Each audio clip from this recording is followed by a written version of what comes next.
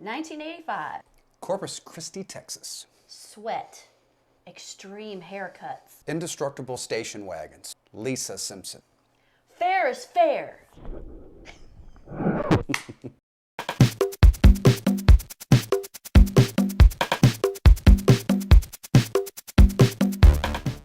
Today on the show we discuss 1985's The Legend of Billie-Jean, starring Helen Slater, Christian Slater, Peter Coyote, and a young Yeardly Smith, aka Lisa Simpson, as well as Dean Stockwell and Keith Carradine.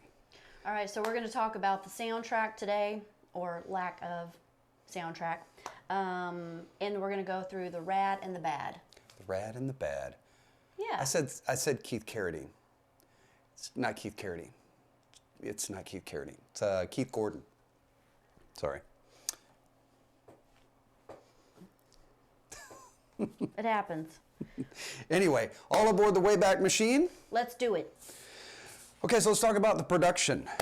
Not as much to go over here as Footloose, but quite a bit.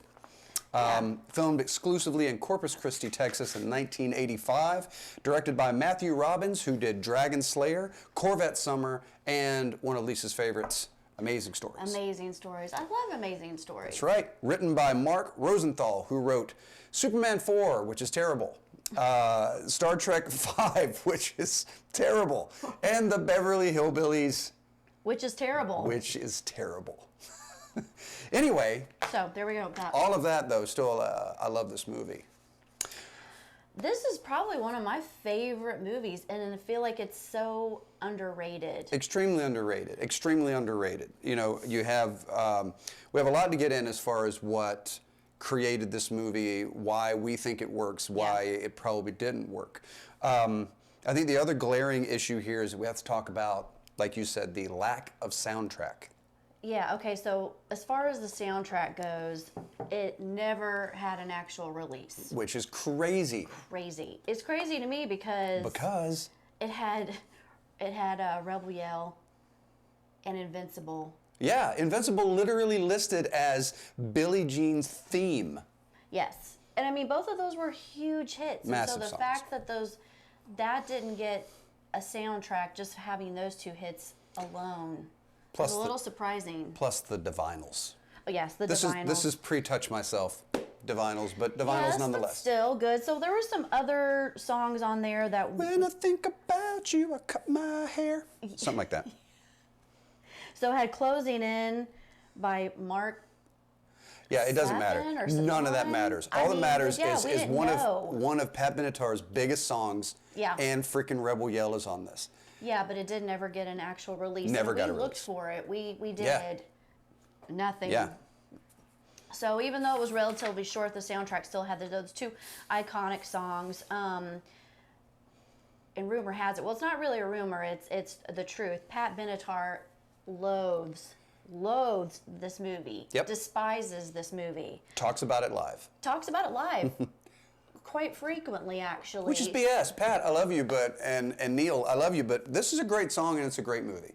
And you don't need to hate on Billie Jean so much. Yeah, so she hates it. There was some issues going with, like, the whole reason why she... How do I want to say this? Like... I don't know.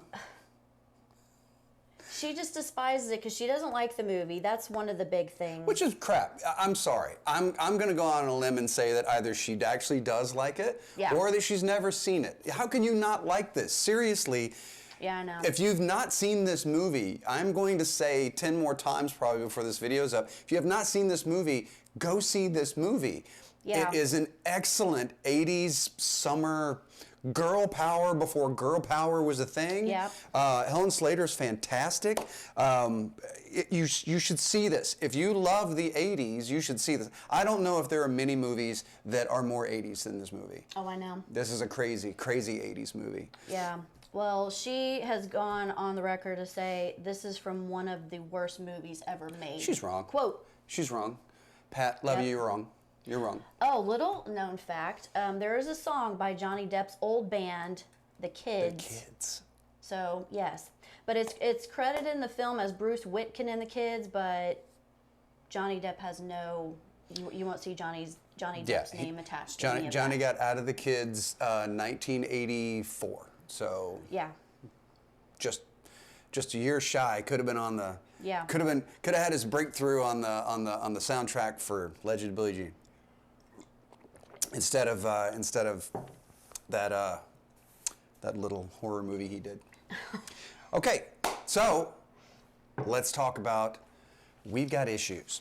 Now again, as we had to preface with Footloose, this does not mean that we don't love this movie. It just means that when you've seen something 20,000 times, you start to look at it and go, well, what the hell is that all about? So anyway, as much as we love this movie, there are some things that just every time I watch this movie, and number one is I get that it's taking place in Corpus Christi, Texas, in the summer. They do tell us, thank you exposition, but they do tell us in the middle of a heat wave, right? Yeah. That being said, still probably one of the sweatiest movies I've ever seen in my life. They are sweating their asses off. It's a crazy sweaty movie, crazy sweaty.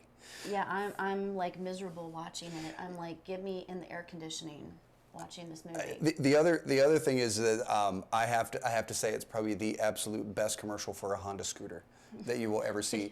It's a 2-hour-long commercial for a Honda Elite scooter. Yes. Which I'm not gonna lie. I wanted one. Man, in '85, that was the coolest. Either that or like remember those little Isuzu Brats, and they were like it was like an El Camino but smaller. Yes. Oh my God, I wanted one of those because on the cartoon Kid Video. Oh my God. They had one of those, and I wanted one so bad. Maybe it wasn't Isuzu. I don't know. Tell us what it was. But anyway, it was a Brat. I remember that, and I thought they were awesome. Yes. I would like to open the floor here. I know we've already gone through 2 of these, but I'd like to open the floor here on exactly what it is that Billie Jean and Binks, is it? Binks, yes. We'll get to that. What they're late for. Set up the scene. Tell everyone what I'm talking about, right? So the movie starts off, and it's them getting ready. Yes. They're getting ready, right? They're full on getting ready. He's got his vest on and stuff, and his hat, and she's got her dress, and I think she grabs like a backpack and all kinds of stuff. Yeah, and she they says, we're going to be late. Yes. Right? I said that in my Corpus Christi, Texas. We're going to be late. And so they hop on the scooter, and they go hauling off. Somehow, going 40 miles an hour down the road, still sweating. And it turns out they go where? Swimming. Swimming. That's what they're late for. They were going to be late for swimming. They were going to be late for swimming in a swimming hole at which they were the only 2 people present. Yes, they weren't They were fighting going the to be crowds. They were just like, we're going to be late. That's bad writing. I'm not gonna pick this one apart as much as we did. There was a lot of bad writing, but that's where it kind of started. That one makes no sense. It just seems like at some point they would have been like, hold on, cut. Sorry, Helen. I was like, job interview. Check the script on this. Yeah. What are we late for here? No one said that. They were just like, yeah, that's fine. Go.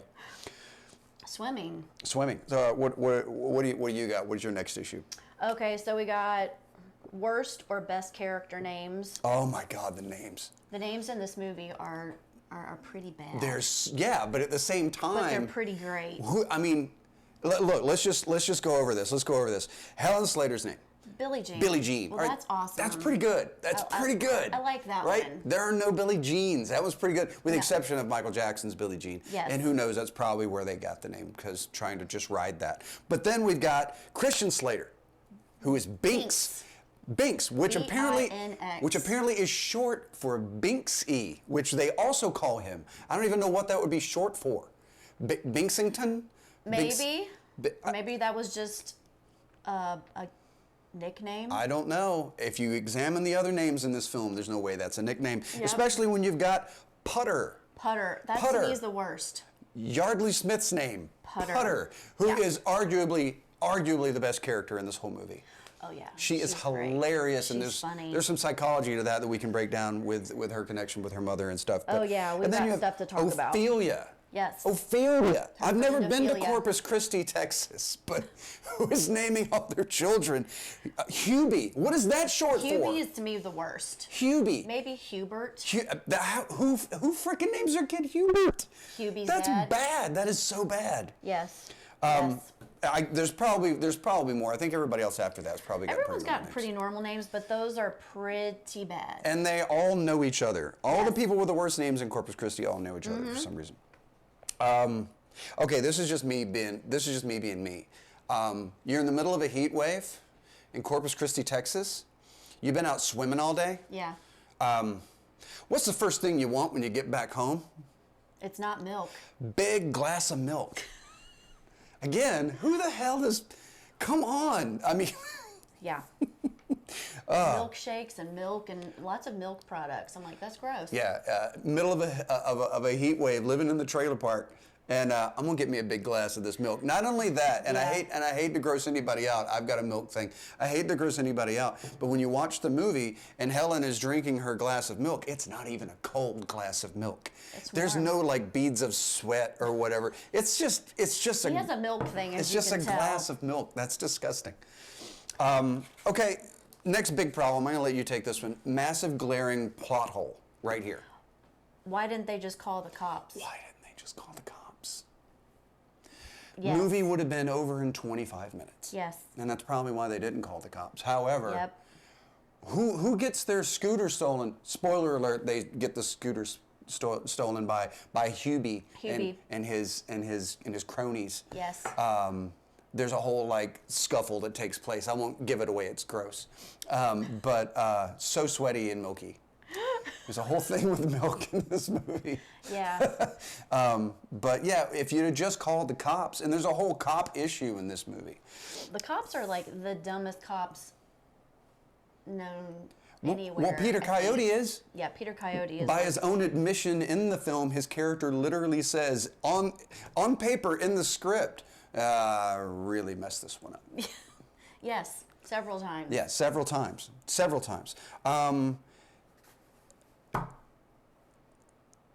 Helen and Christian aren't brother and sister. I know. You are today Right. years old. Yeah. When you found out that Christian Slater and Helen Slater are not related. They're not. What's the story behind that? Because you looked that up. Yes, she has her name is almost like Slater, but it's like Schlachter. And so to avoid that, she changed it to Slater.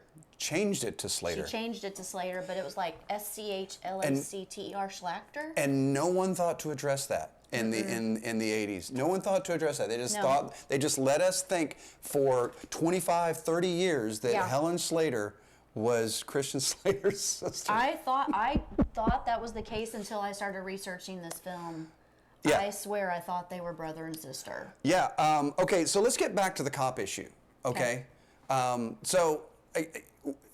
Again, if you haven't seen this movie, I'm sorry, I don't want to ruin this for you, but there are some things here that may spoil it for you. So maybe you want to fast forward to the end. But again, with the cops,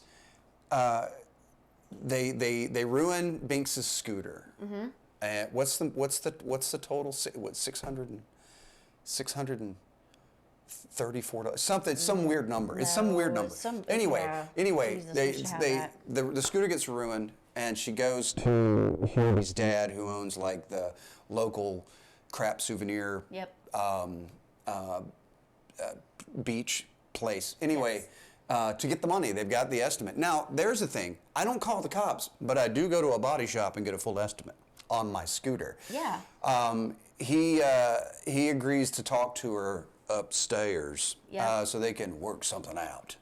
I've got my Hubie dad mustache going right now. I think it looks great with a mustache.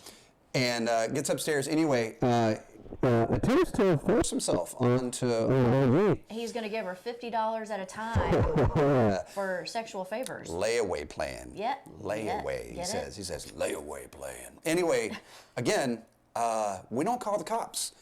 Second time, we don't call the cops. Yep. You've trashed my personal property. Yep. And attempted rape. Don't call Yep. the cops. And at that point, that's when Binks and I think it's Ophelia come Ophelia, into yeah. the beach, like the souvenir store. And there's a scuffle going on, and Binks gets the gun. Isn't out of the register. Actually, if you back up just a little, though, Binks actually is attempting to rob the store. Yes, he's going to do that. He literally hits the register, so the register's open, and he just reaches in and grabs the money. He was, if no one had intervened, Binks was going to just take the money. Yeah. Again, though, movie would have been over because no one would have known. They didn't have security cameras, but instead he grabs the gun. Cool, look at the gun, and then ends up shooting Hubie's dad, which is why they are then on the run. Yes. These are all really these are plot devices. I get it that they're moving the story forward, but when you break them down like this, like we have, because we're idiots and we got nothing to do with our day, these things don't really add up in real life. Yeah. Okay, so my next is like Peter Coyote, who is awesome. Again, this cast is a great cast. Yeah, they really are. Peter Coyote plays Lieutenant Ringwald. And he's an idiot. Total idiot. I don't know how you get to be a lieutenant in the Corpus Christi Police Department, but apparently you just, you can be a box of rocks and get promoted to lieutenant. Yep. Just basically dismiss everything that comes through as like it's nothing. Nail on the head. Everything's dismissed. They dismiss it. Oh, yeah, well, that's just, Yep.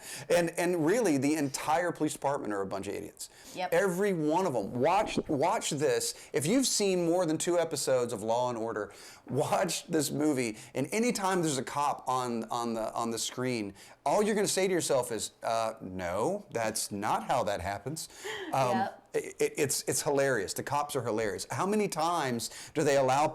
There's the scene with the kid. There's a little kid that just walks up freely into the police department, and he's got that VHS tape, right? Yes. It's a VHS tape. They don't even ask like, where are your parents? They just take the tape and then let the 5-year-old boy and let the kid just wander back off into Corpus Christi. Like that's normal everyday occurrence. Children dropping off VHS tapes for them to, look at. Okay, so we have our love interest in the film, Billie Jean's love interest, who is Lloyd. Yeah. Lloyd, played by who I said was Keith Carradine, who was actually Keith Gordon, who some of us remember from Back to School and Christine, and I think that might be the end of the list. But look, seriously, if the only movies you ever did were Legend of Billie-Jean, Christine, and Back to School, that's pretty rad. You're doing pretty good for yourself. That's pretty rad. Yeah. But anyway, so we get to Lloyd, and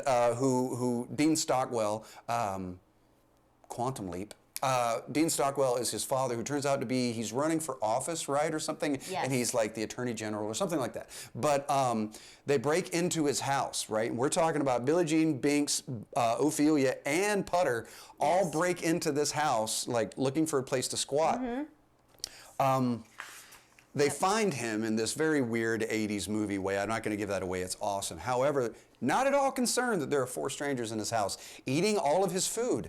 His chocolate cake. His chocolate cake. At one point, aren't they eating like a whole turkey or something, or a chicken, or I don't know. They're just basically cleaning him out. His dad and his dad's girlfriend or something are on vacation, left him alone. And of course, in true 80s style, you open the fridge and there's like it's almost like a Tom and Jerry cartoon where it's just like a full like baked ham and Jello mold and all those things just sitting there.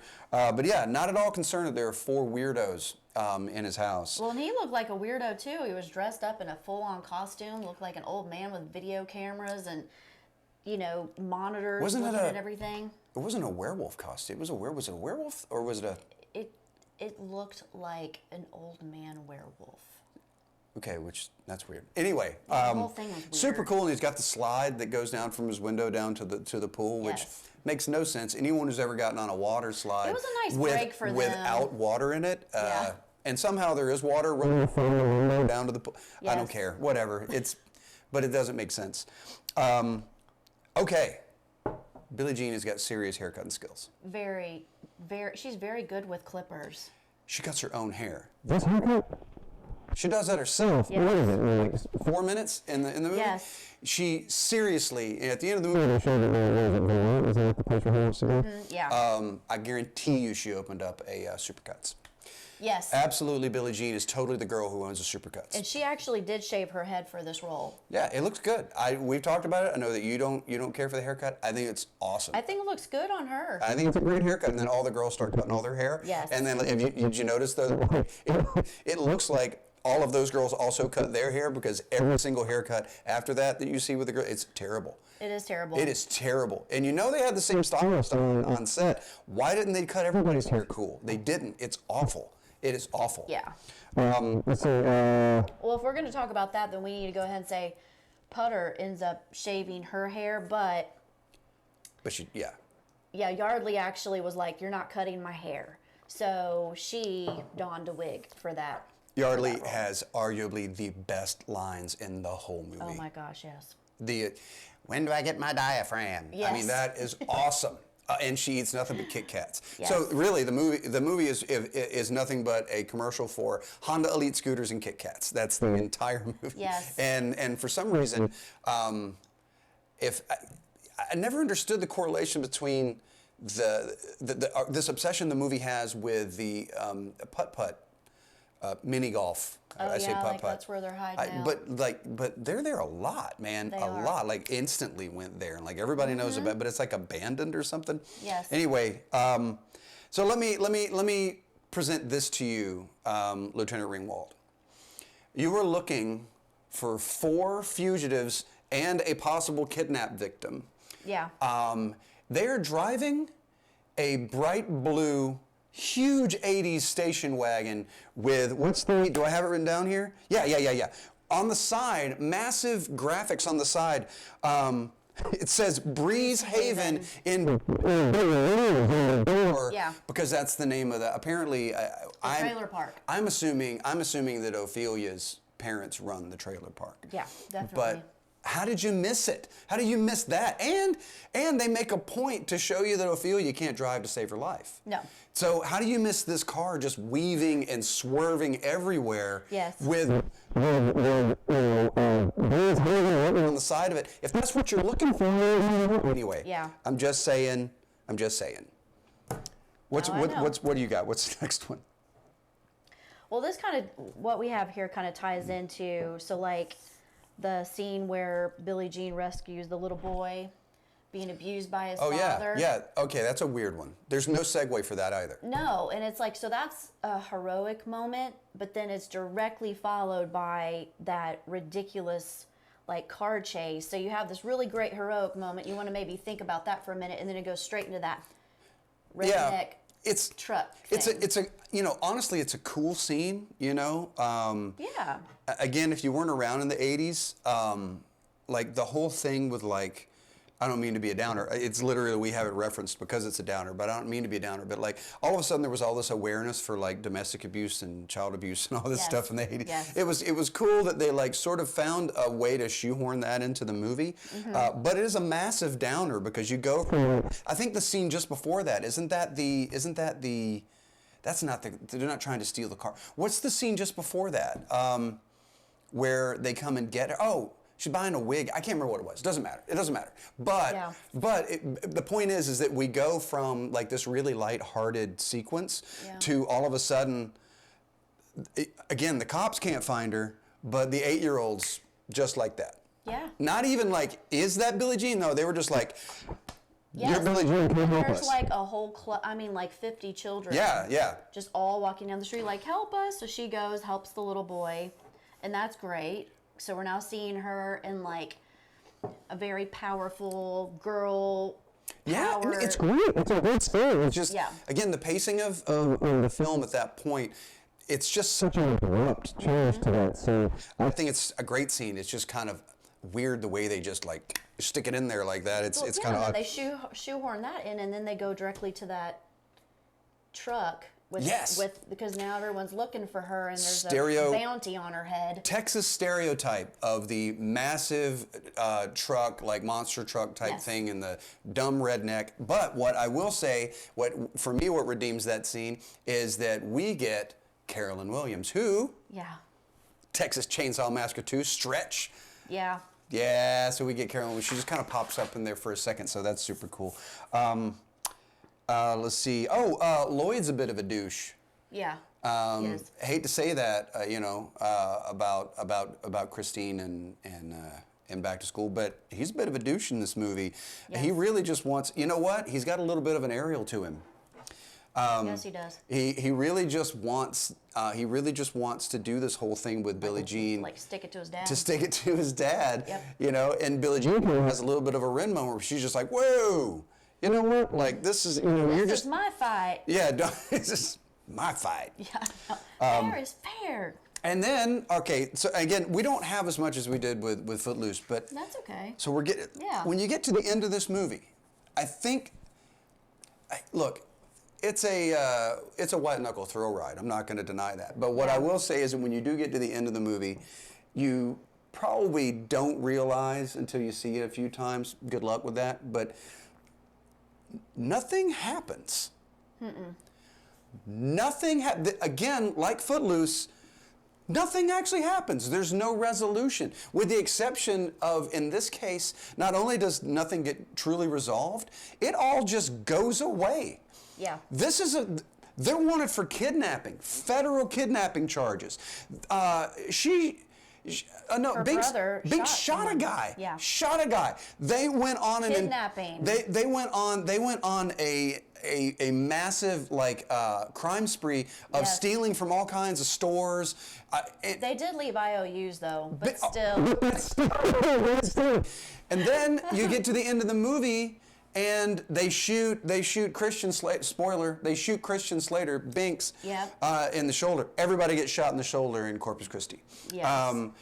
They shoot him in the shoulder, and then you get. On one hand, I'm going to talk out both sides of my mouth here. On one hand, it's a stupid ending. On the other hand, it's an awesome ending because Hubie's dad gets his comeuppance, and Billie-Jean full on goes arsonist and burns down his store, Yes. and nobody does anything. The attorney general and the lieutenant just walk away. They're just watching as like a fire is now started, and everybody's contributing, throwing their merchandise into the fire, and everyone's just standing around like it's, But it's a great, you know what? It's a slow clap ending. It is. It's the 80s. It's a slow clap ending. It's absolutely a slow clap ending. It's awesome. So, I still, having said all that, I still love this movie. And I see you got some stuff written in here. What do you got there? Well, I just put one of the things that I thought was rad, which was kind of a cool thing, was Billie-Jean watching... The movie Rad? Yes, the movie Rad. What, we might have to do that one sometime. Yeah, Fall's coming, and that's an Eric Fall movie. So I was just thinking one of the cool moments that I thought in the film, kind of a pivotal turning point for Billie-Jean, was when they were at Lloyd's house, and he's got TV on, and it's a black and white Joan of Arc movie that's on, and she's feels very connected to Joan of Arc. She feels like that's her. Makes no sense. No, but that's where she gets the whole, I'm gonna shave my head. Yeah. I'm gonna fight for what I want to fight for. But Joan of Arc was delusional. Thought she heard the voice of God and was burned at the stake for heresy. That's really not the same thing. But it's not. But she was looking. She obviously didn't know all of that. But we saw where this came from. We saw where this change came from. That was at that moment. And I always thought that was kind of cool. Kind of like It is. It's just not. It's her moment where she finds I can do this. I can handle this. It's just like with a lot of things in this movie, though. They're not thought all the way through. No. They're just sort of like, that seems cool. We'll call him Binks. Helen will be Putter. What the hell? Anyway, you got did you have another one here? Well, we kind of talked about. Oh, we did. Okay. Okay. Did we jump? Did I jump? I'm sorry. You jump ahead on that. Oh, it's okay. Oh, Jesus, we totally forgot about, I gotta mention this. Also on the soundtrack, Wendy O. Williams, the Plasmatics. Yeah. God, this is a cool soundtrack. It's just so ridiculous that they didn't release it. You can't even find it on Spotify. Yeah. It's crazy. Also, another weird thing about the soundtrack, rewinding a little bit, is that you'll notice that Rebel Yell is way faster and higher. They just speed it up. I don't know if it's for the action sequence, but it sounds super weird. Like Billy Idol sounds like a chipmunk. It's pretty weird. Strange choice there. So, is there any of this other stuff? I think that's it. I don't know. Let us know what you guys think of this movie. I mean, we we really, really love this movie. I love this movie. I mean, I know we looks like we're kind of coming off like we're picking it apart. I mean, there's some things that are wrong with it, but it is a fantastic movie. I mean, even overlooking all of that. I overlook it every time I watch it. I watch it and I still go like, that makes no sense. And then I'm like, yeah, I mean. Yeah, I'm like, I always want to watch it. It's awesome. I mean, for the fashion alone. Yeah. I mean, I seriously can't think of. I'm gonna try. Let me try to think of another '80s movie that is more like quintessentially '80s fashion, like real. I'm not talking about Pretty in Pink, where we all thought everybody looked like Ducky, and because that's not real. That's not real. Ridgemont High, I would have to say, it seemed like real '80s. That seems fashion. more late '70s. I don't want to. That seems we're more gonna late get off '70s. topic here. But the thing is, if you watch this movie, though, like the '80s I grew up in. in the Trailer Park South, that's what everybody looked like. So to me, that was more real '80s than any of the other '80s movies that I saw. Nobody looked like Michael J. Fox, but they all looked like Hubie. You know, everybody had a crustache, and nobody wore a shirt. Wearing the jams. Jams. With the high top tennis shoes. Yes. Yeah. And the remember the Paris caps with the flaps on the back. Yes. Come on. Such a great film. Awesome. If you haven't watched it, please watch it and let us know what you think. Fair's fair. Like and subscribe. Oh yeah, fair is fair. Fair's fair. Yeah. Like and subscribe, and we really appreciate it. And you guys stay safe.